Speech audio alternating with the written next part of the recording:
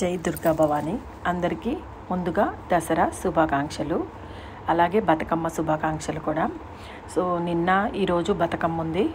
కొంతమంది నిన్న చేశారు, ఈరోజు కొంతమంది చేస్తున్నారు అంటున్నారు. నిన్నైతే మా టెంపుల్లో చాలా బాగా చేశారండి బతుకమ్మ పండుగ. యాక్చువల్గా మా నిన్న గుళ్ళో కుంకుమ పూజలు ఉండేయండి. ప్రతిరోజు నైట్ ఉంటాయి కుంకుమ పూజలు. సో నిన్న బతుకమ్మ పండగ కాబట్టి నిన్న కుంకుమ పూజ క్యాన్సిల్ చేశారు. సో బతుకమ్మ పండగలో పాల్గొన్నామన్నమాట. సో ఫస్ట్ టైం నేను బతుకమ్మ ఆట ఆడాను, బతుకమ్మలో డ్యాన్స్ వేసాము, చాలా హ్యాపీగా ఎంజాయ్ చేసామండి. టెంపుల్లో అయితే బతుకమ్మ చాలా బాగా ఆడారు. ఫస్ట్ కొంచెం మందే వచ్చారండి, తర్వాత చాలా పెరిగిపోయారు. చాలా గుడి అంతా ఫుల్ అయిపోయిందనమాట. కానీ చాలా కన్నుల పండగగా అనిపించింది. సో నేను భవానీ మాల్లో ఉన్నాను కాబట్టి కొంచెమే చేశాను.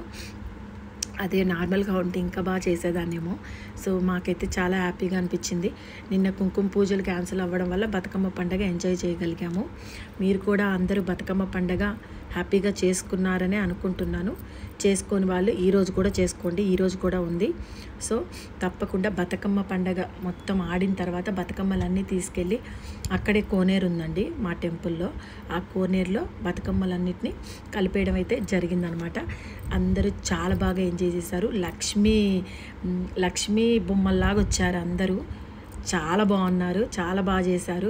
ఇలాగే ప్రతి సంవత్సరం అందరూ బతుకమ్మ పండుగ ఆడుకోవాలని మనస్ఫూర్తిగా కోరుకుంటున్నాను. జై భవాని, జై భవాని.